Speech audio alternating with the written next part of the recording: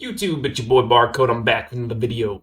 Today we're going to talk about the speed mechanic in the game, and even though I am always praying to pull my first WINDSTREX ever on 2 accounts that are almost level 70, you don't need her. She'd be a great addition to your hero box. But because how speed works, I'm going to explain why you don't need her as much. If you like this video and like my content, hit the sub button, hit the like button, hit that bell dingy ding ding so you know when I post a video. Let's go.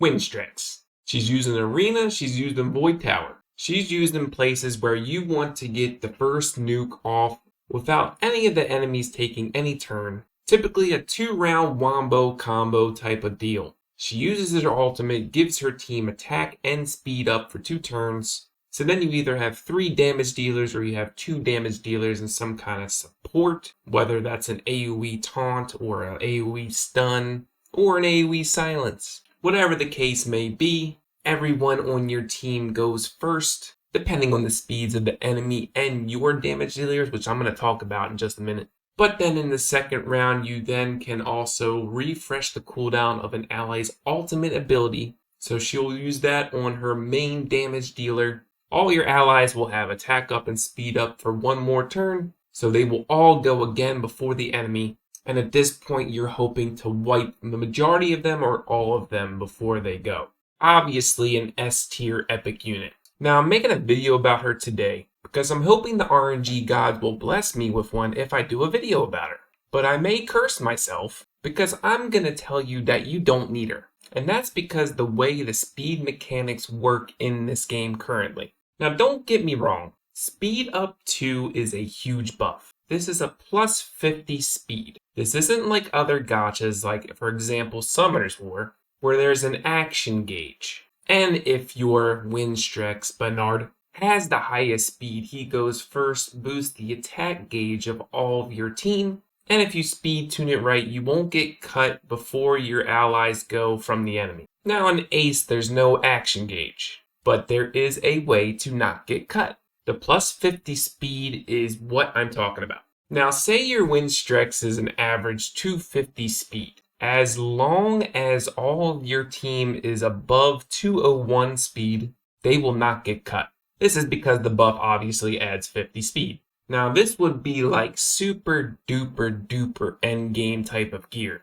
To have your damage dealers have 201 plus speed, plus crit rate, plus crit damage, plus attack, and even precision. So in that case, let's just say that this WINDSTREX allies, at her 250 speed, say all of their speeds are at 170, and that's really good as well. Their speed will get boosted up to 220. But let's just take, for example, if you don't have a WINDSTREX and you see the enemy arena has like a WINDSTREX, a Valeria, Natalia, Vera.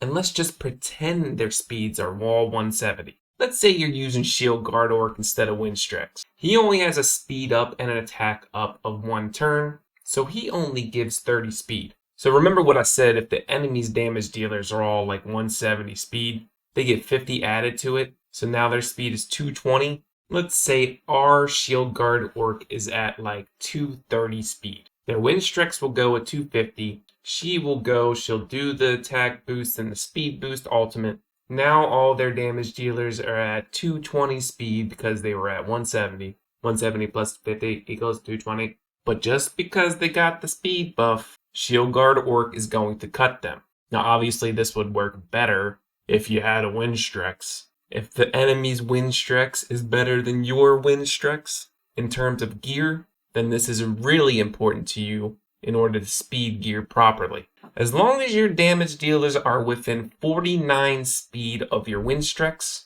or if your damage dealers are within 29 speed of Shield Guard Orc, they will never get cut. This is important so that you can do your wombo combo and hopefully nuke them down on the first round. Now with WINDSTREX, you can definitely do some kind of combo of 2 DPS and then some kind of like crowd control support damage dealer or whatever the case may be. AoE taunt, AoE silence, AoE stun, whatever. With Shield Guard Orc, you really should probably run 3 damage dealers so you can nuke them all on the first turn. This is because his buffs are only 1 round. So there's really 2 ways I treat Arena. If it's a stall team, usually I just bring Shield Guard Orc and 3 damage dealers to hopefully nuke them down. Depending on the enemy's gear, if they have high agility, it becomes an issue. Because I don't have that type of like big damage dealing gear with precision as well yet. But typically I can nuke them down pretty quickly. Now if there's a team like WINDSTREX, I'll use my defense team on offense. This is my defense team, Connor, Lightning, Zachary, Hacker, and Mathasia. And I just tank it out and kill them slowly. But since this is about speed, I'm going to go ahead and try to attack this Bram, Mathasia, Hackern, and hopefully kill that Mathasia. Here's my 3 AoE damage dealers. This is a 1 round wombo combo kind of a deal. I don't have them speed tuned like I talk about in this video, because I have all these heroes doing different things in different situations. Like I need Natalia to be slow because I use Frostwolf comp. But if I wanted to optimize endgame and I used only these 3 heroes for Arena, then I would have them 29 less speed than Shield Guard Orc as best as I can, so they could never get cut. Because if you ever see those defenses where like WINDSTREX goes and then you can cut their whole enemy team, having WINDSTREX or Shield Guard Orc on your defense that way is pointless. If they get cut, it's a pointless defense. Let's just see if I can AoE this stall team down.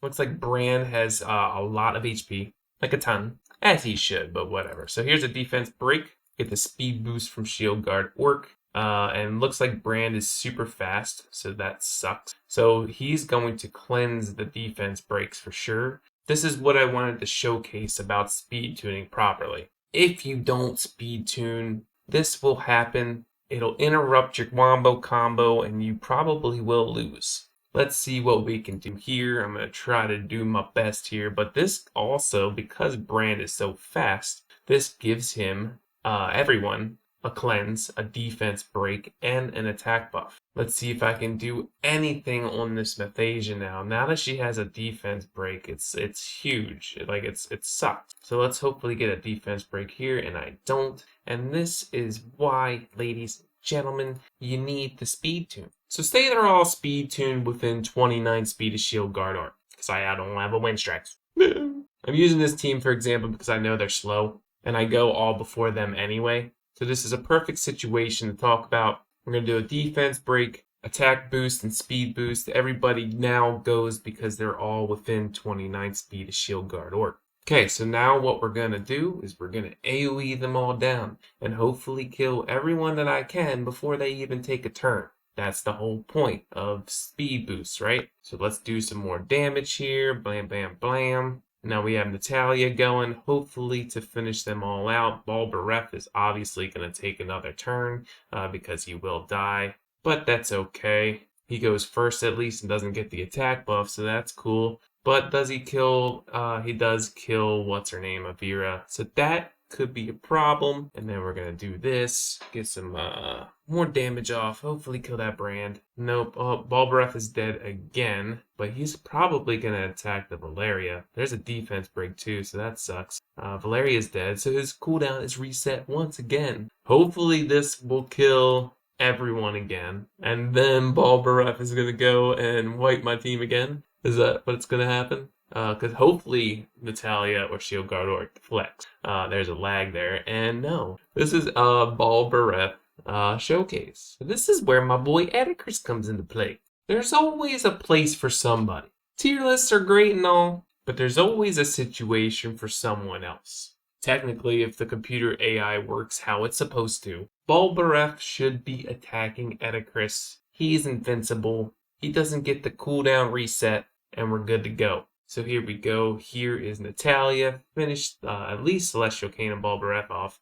And Hackern, which is perfect. Balbaref comes back and attacks Edicus as he should. Invincibility, can't do nothing. So perfect. Now we have Natalia finishing up. And this is reasons why other heroes that aren't mentioned in a lot of different content creator videos. You gotta have those free-to-play concepts, and we're not just looking at all legendaries, right? But we're not here to talk about the arena compositions and metas right now. I just wanted to bring a video about the speed mechanics of this game. So that's it for today's video. So remember, if you're using a WINDSTREX and don't want to get cut by the enemy, your allies on your team have to be within 49 speed of WINDSTREX or 29 speed of Shield Guard Orc. Or if you want to get fancy and take risks, you can use our boy Joseph here. Put him on Cursed like no one else does, and then make your highest attack ally 29 speed below Joseph, and that damage dealer will have an attack buff and will not get cut. If you like this video, sub, like, ding, diggy bell. See you in the next one. Peace!